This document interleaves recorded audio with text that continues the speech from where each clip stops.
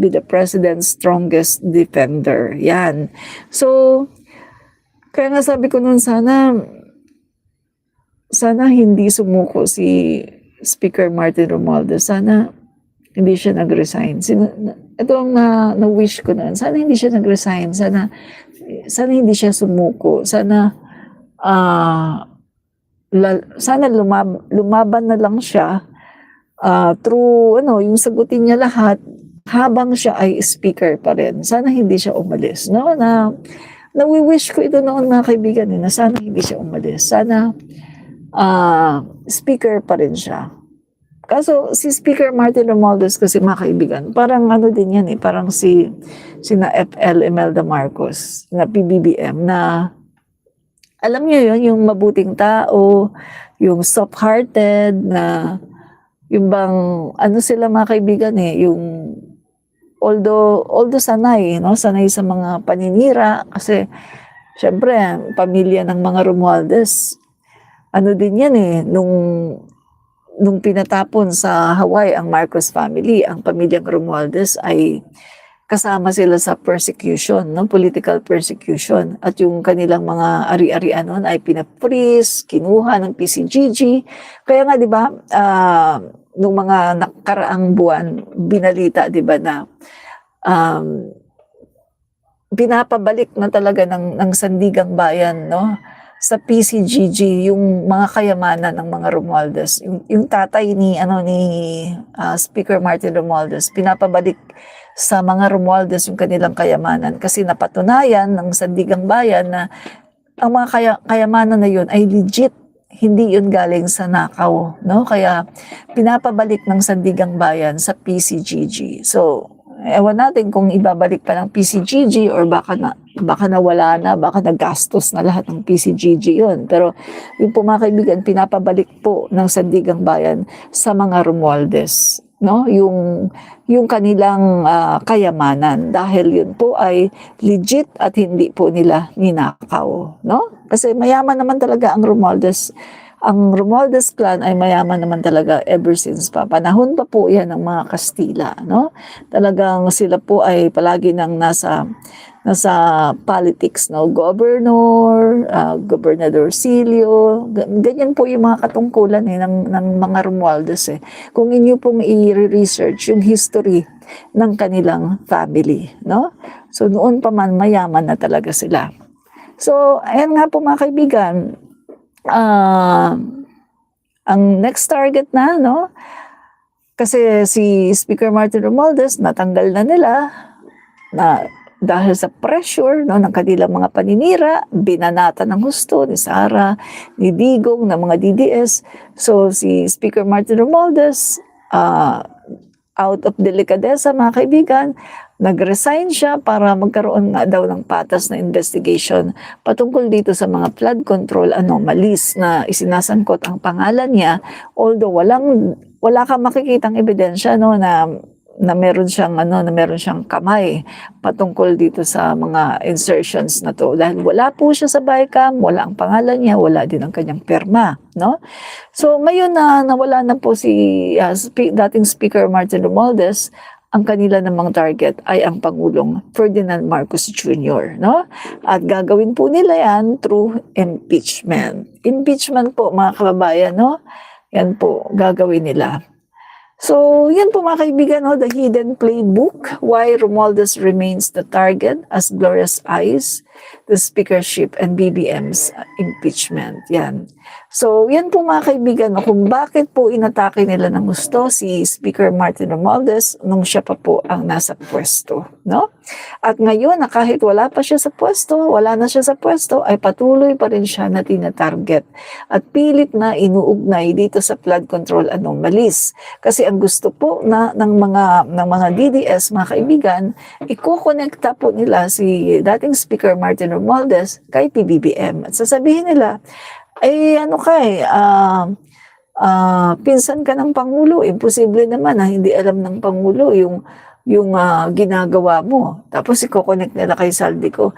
Eh si Saldico, ikaw ang pumili niyan, di ba? Sa appropriations. Imposible naman na hindi mo alam yung ginagawa ni Saldico. Ganyan po ang ginagawa ngayon ng mga DDS. Pilit po nilang kinokonekta. Si Saldico, ikokonek kay dating Speaker Martin Romualdez, at si Speaker Martin Romualdez, ikokonekta naman nila sa Pangulong BBM, no? Para madiin. Yan po ang ginagawa nila ngayon, no? So, ayan po mga kaibigan,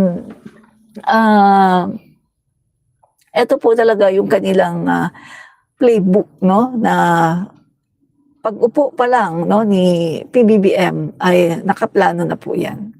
Yan po ang dahilan kung bakit po itong si Sara Duterte, although pinagkatiwalaan siya ni PBBM noon, ay tinatraidor na niya, no?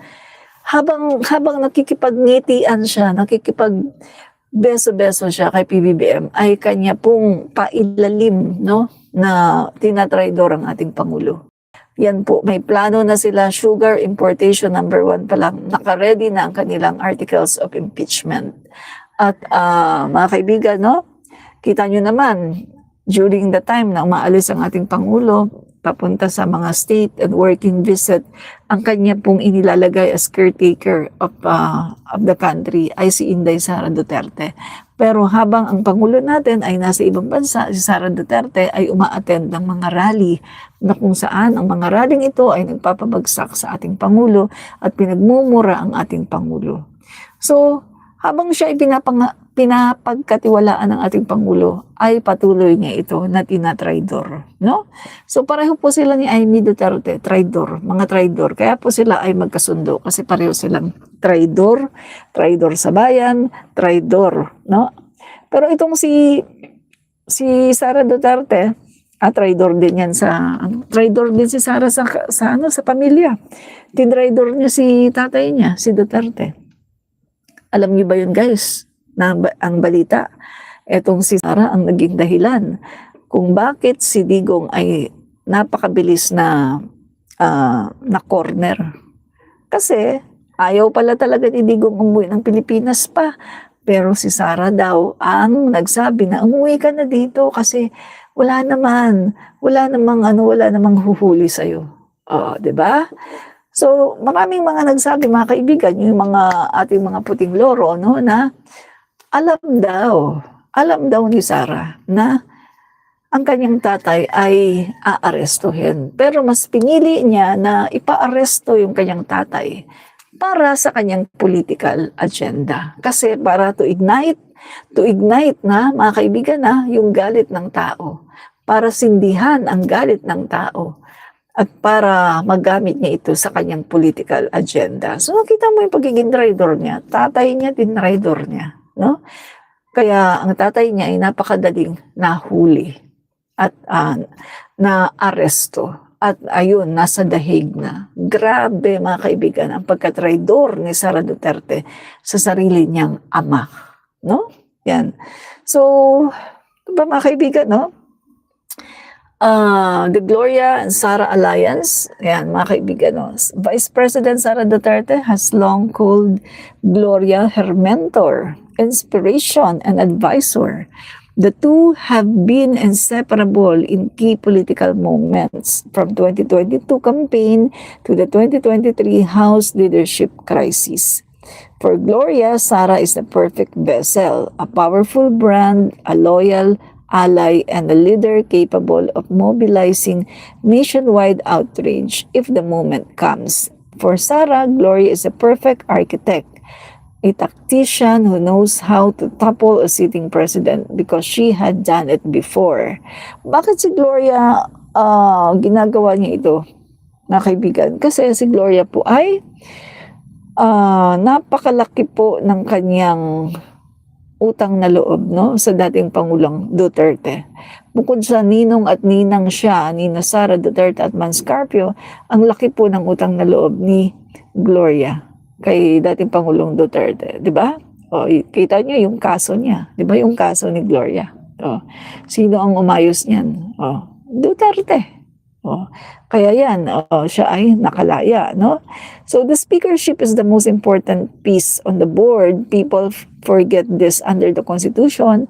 Impeachment begins and is controlled by the House of Representatives. Kaya mga kaibigan, no, nung nawala na po si Speaker Martin Romualdez as Speaker of the House, talagang naisip ko to guys Nako, vulnerable ng Pangulo natin sa impeachment, no? Tapos, pagdating sa Senado, sa bagay, kung aarestuhin si Bato, pagkatapos aarestuhin din itong aarestuhin si Bato, aarestuhin si Bongo. Kaso, ang ano kasi dito guys, halimbawa yung mga, sabihin na natin, na-impeach, no? Na-impeach. Kunwari lang, no? Halimbawa, na-impeach si PBBM sa House of the Representative. Kasi nga, si Gloria nga ang naupo, no? As Speaker of the House. Ngayon, syempre, dadalhin yan sa Senate. Ngayon, mga kaibigan, delikado si PBBM. Maaring ma-impeach talaga si PBBM. Bakit? Kasi mga kaibigan, ang daming senador dyan nasasangkot sa flood control project. Ghost flood control project. Ang daming mga senador dyan, di ba? Villanueva, Bong Revilla, si Joel Villanueva, tapos nasasangkot pa ngayon si Grace Poe. At may iba pa dyan na, na lalabas, no, sa mga susunod na araw. So ngayon mga kaibigan, delikado talaga si PBBM. Kasi syempre yung mga senador na yan, makakakuha yan na, ilan yan? 4, no? Tapos may lalabas pa ng ibang senador. Tapos si Binay pa pala, no? Nancy Binay. 5 na. So ngayon mga kaibigan, makakakuha yan sila ng mga simpatya. Ay kailangan i-impeach na natin tong si PBBM para matigil ang investigasyon. Para siyempre pag natigil ang investigasyon, wala na, hindi na sila mapapanagot. Kasi kapag si Sara Duterte na ang naging pangulo, siyempre magkakaroon yan sila ng PAC, mga kaibigan, no? Magkakaroon yan sila ng bargaining, no? Magbabargain yan sila na maaring sabihin ni Sara, sige, tuluyan nyo si PBBM, ipa-impeach nyo yan, pa-impeach nyo. Ito ang promise ko, kapag na-impeach yan si PBBM at napatalsik na yan, yung mga kaso ninyo, absuelto na kayo. O, diba? Kayang-kayang gawin yan kasi ganyan naman po ang mga Dutertes Sila po yung, diba, sa panahon ni Digong, siya yung batas Wala po siyang batas-batas na sabihin mo na na may mga batas, na may mga korte. Walang ganyan sa mga Duterte. So, maari pong ganyan ang gagawin nila, no? Kakausapin ni Sara yung mga senador na yan na involved. Tapos, sasabihin nila, sige, boto kayo ng yes to impeach BBM. Para kapag na-impeach na si PBBM at nawala na siya at si Sara na ang nakaupo, happy-happy na sila. Hindi na po matutuloy ang kanilang kaso. Kaya mga kaibigan, delikado talaga si PBBM ngayon. Delikado ang 3 taon ni PBBM. Delikado po. Once na mapatalsik ngayon, no, si Speaker Boji D, delikado na po si PBBM. Kasi yung mga senador na yan, madami sila guys sangkot sa flood control anomalies. Siyempre, kakapit na sila sa patalim. I-impeach nila si PBBM para kapag si Sara na ang napaupo, tigil na yung investigasyon against sa kanila. Siyempre, tigil na rin yung Blue Ribbon Committee ni Lacson. Malamang ang Blue Ribbon Committee dyan, Marcoleta na talaga. Kaya yan mga kaibigan, no? Talagang nung umalis si Speaker Martin Romualdez, nung nag-resign siya, sa totoo lang, nag-ano ako nun guys, nag-worry ako nun na, naku, delikado to. Wala na si Speaker Martin, delikado ito. Yan. Nag-worry talaga ako dun, guys.